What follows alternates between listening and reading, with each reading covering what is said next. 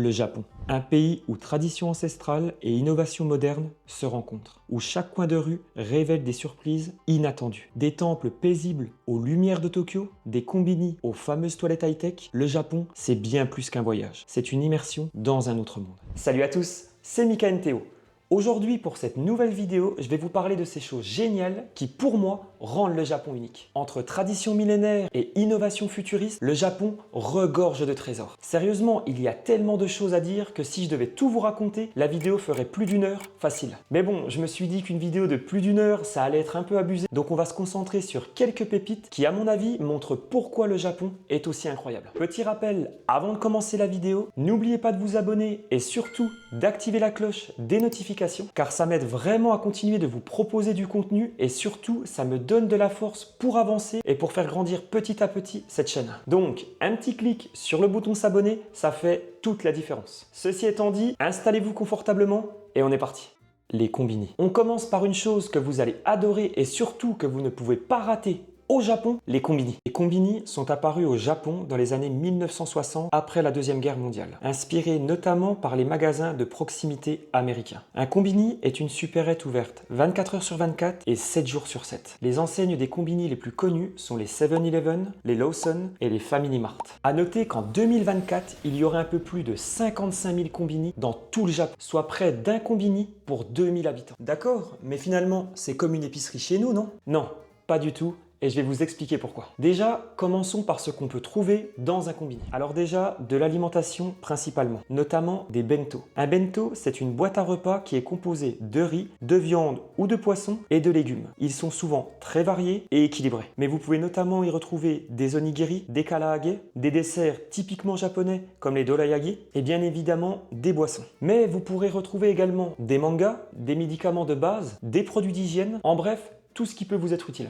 Et petite précision qui a toute son importance, les produits sont souvent de très bonne qualité et très frais. Mais ce n'est pas tout, et c'est là que le combini va vraiment se démarquer de la simple supérette. Dans un combini, vous pourrez payer vos factures, retirer de l'argent, acheter que ce soit des places de train, des places de cinéma et même des places de concert. Vous pourrez envoyer un colis, imprimer un document, et tout ça dans un seul endroit et à n'importe quelle heure, de jour comme de nuit. Et c'est ça qui est génial. Maintenant, avec toutes ces explications, je pense que vous comprenez mieux pourquoi les combini sont vraiment un pilier incontournable de la vie quotidienne japonaise. Les distributeurs automatiques. Au Japon, les distributeurs automatiques, c'est vraiment quelque chose. Il y en a littéralement partout. Mais genre, partout, partout. Vous pourrez en retrouver à chaque coin de rue, sur les quais des gares, sur les aires d'autoroute, dans les villes, en campagne. Et ils sont là, ils sont dans les campagnes, dans les villes. Et même jusqu'au sommet du mont Fuji.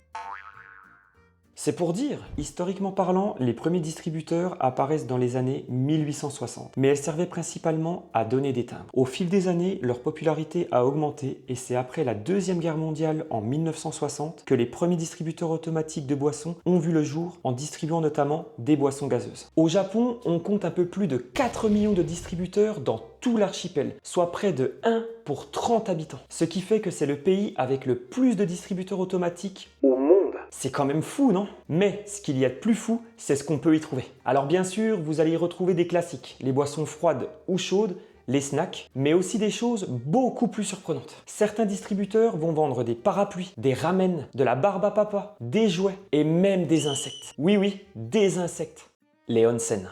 Passons maintenant à une expérience qui va vous faire plaisir, j'en suis sûr, les onsen. Ça, je sais ce que c'est. C'est des sources chaudes où il faut être tout nu, non? Oui, mais c'est pas que ça. Allez, remontons un peu le temps. L'Arima Onsen, fondée en l'an 631, serait la toute première source thermale du Japon. Mais à cette période, les onsen étaient utilisés pour des rituels sacrés. Mais c'est vraiment à l'ère Edo, entre 1603 et 1868, que les onsen vont vraiment commencer à être utilisés dans un but thérapeutique dans un premier temps. Et au fil du temps, les onsen vont commencer à prendre une part entière dans la culture japonaise. Alors, tout ça, c'est bien beau, mais un onsen, qu'est-ce que c'est? Un onsen est un bain thermal souvent situé dans des environnements naturels incroyables incroyables, mais vous pourrez en retrouver également en ville, mais toujours avec un décor typiquement japonais. Mais ce qui rend les onsen si spéciaux, c'est leur eau naturelle chauffée par l'activité volcanique du Japon, qui va être très riche en minéraux et qui va posséder de nombreuses vertus régénérantes et thérapeutiques. Et à savoir que l'eau des onsen va être chauffée entre 40 et 43 degrés à peu près. Mais attention, dans un onsen, il y a de nombreuses règles à respecter et je vais vous en citer quelques-unes. Déjà, avant d'entrer dans un onsen, il faut se laver soigneusement et surtout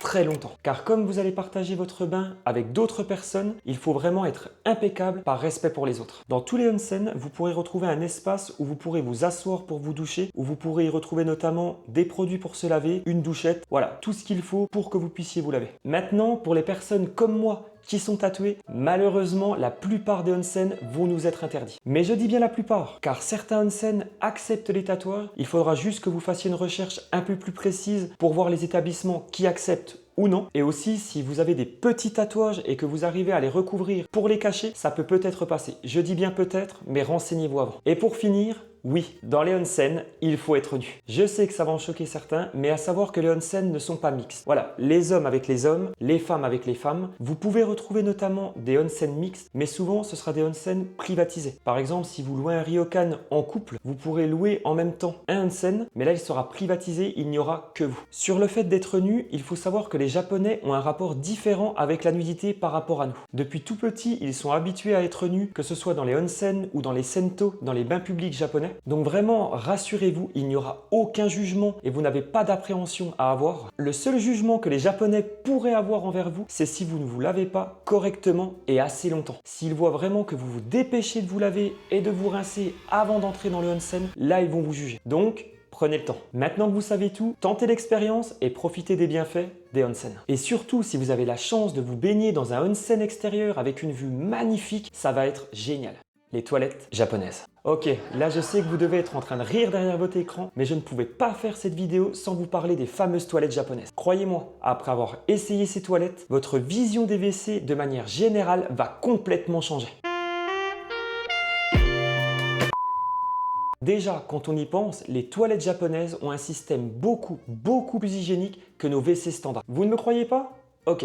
Je vais vous poser une simple question. Quand vous vous lavez les mains, vous n'allez pas prendre une feuille de papier et venir l'étaler comme ça, non? Vous allez vous laver les mains avec de l'eau, puis les rincer. Les toilettes japonaises ont justement mis ce principe en application. Les toilettes japonaises ou washlet sont bourrées d'options. Tout a été pensé pour maximiser le confort. Allez, je vais vous énumérer quelques options. Première option, le jet d'eau, mais pas n'importe quel jet d'eau. Vous pouvez régler la pression, sa température et même la direction. Deuxième et meilleure option, selon moi, le siège chauffant. Allez, petite mise en situation. Imaginez, nous sommes en hiver. Vous venez de vous réveiller durant la nuit. Et là, vous appréhendez le moment où vous allez vous asseoir sur cette cuvette glacée. Mais là, surprise, le siège est déjà chaud. Mais quel bonheur! Surtout quand il fait froid, c'est un vrai luxe. Troisième option, certaines toilettes émettent un bruit ou même de la musique pour couvrir un son gênant. Je vous fais pas de dessin, ça peut être pratique, surtout dans certaines situations. Et dernière option, les toilettes sont auto-nettoyantes. Et oui, elles se nettoient toutes seules. Grâce à des capteurs intégrés, elles vont détecter votre départ pour lancer un cycle de nettoyage. Maintenant, vous comprenez mieux pourquoi les toilettes japonaises sont légendaires. Alors, n'oubliez pas de tester, vous ne serez pas déçus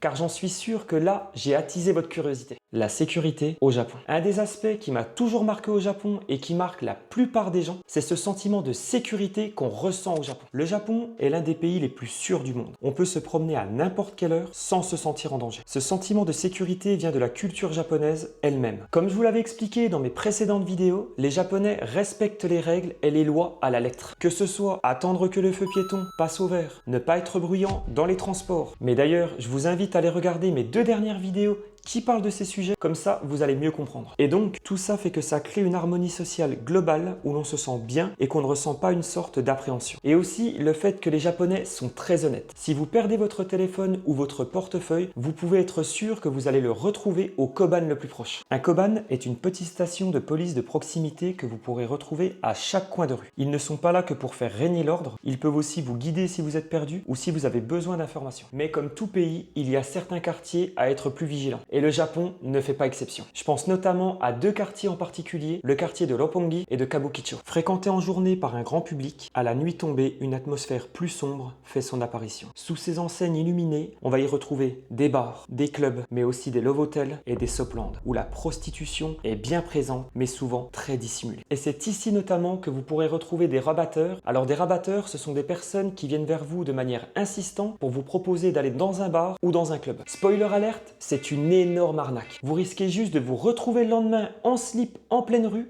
dépouillé de tout votre argent. Et aussi, chose à savoir, les rabatteurs, pour choper un maximum de touristes et les arnaquer, ils parlent japonais, anglais et même français. Donc vous pouvez y passer, mais juste soyez super vigilants. D'ailleurs, je pensais à faire une vidéo entière sur la sécurité et la bienveillance des Japonais avec des anecdotes personnelles, car je pense que ce sujet mérite une vidéo entière. Voilà, c'était un petit aperçu des choses géniales que vous pourrez retrouver au Japon. J'espère que la vidéo vous aura plu. Si vous avez regardé la vidéo jusqu'au bout, mettez Combini en commentaire. Et surtout, n'oubliez pas de puncher le pouce bleu, ça me fera super plaisir. On se dit à très bientôt pour une nouvelle vidéo et d'ici là, prenez soin de vous. C'était Mika Nteo, Janet.